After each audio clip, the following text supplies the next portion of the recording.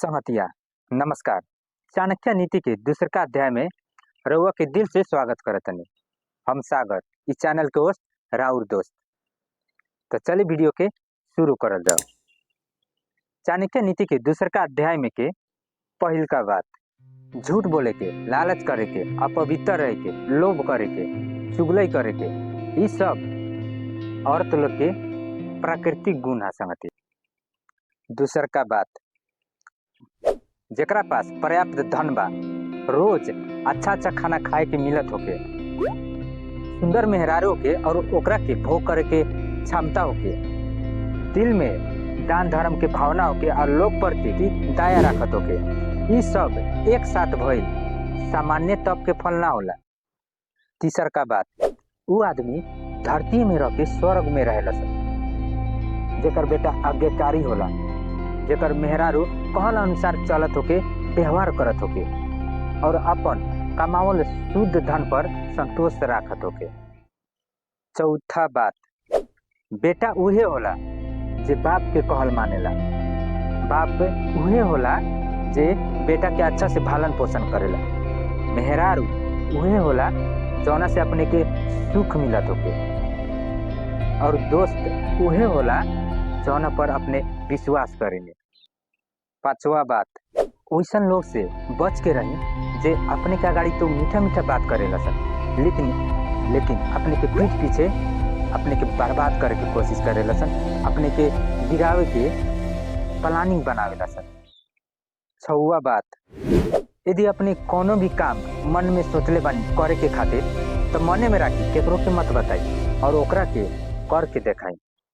सातवा बात, जवानी भी दुखदायी होला, मूर्खता भी दुखदायी होला, एकरा से बड़का दुखदायी जानत नहीं काती होला, केकरो एहसान लेवल।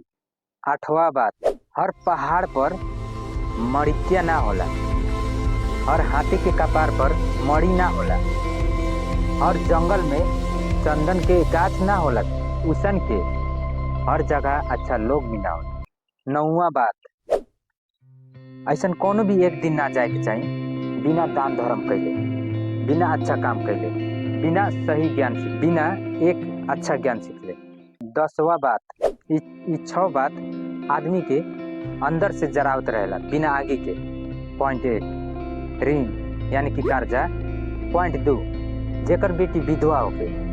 पॉइंट 3, अपन लोग से भइल बेइज्जती। पॉइंट 4, दुश्मन के घर में जाके काम कई।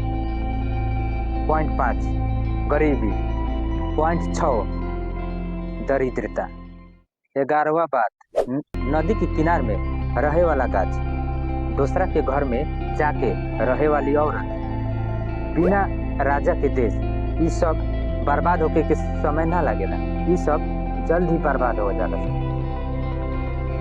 एक ब्राह्मण के बल ओकर विद्या में होला, ज्ञान में होला। एक वेश्या के बल ओकर धन दौलत पर होला। एक राजा के बल ओकर सेना पर होला। एक औरत के बल ओकर सुंदरता में होला।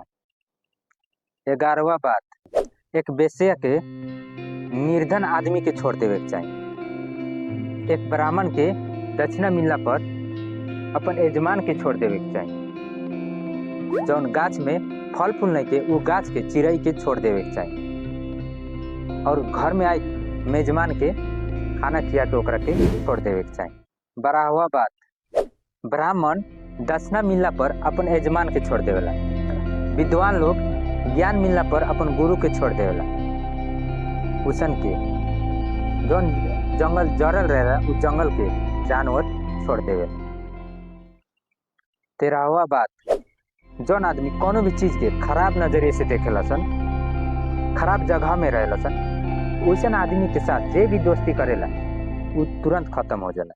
और आखिरी बात, प्यार मोहब्बत बराबरी में करल ठीक रहेला। जे सरकार के काम करेला ओकरा के सम्मान मिलेला, जे व्यापार करेला ओकरा खातिर वाणिज्य ठीक होला और जे गुणवान औरत होला, ज्ञानी औरत, वो अपन घर में ही सुरक्षित रहेगी।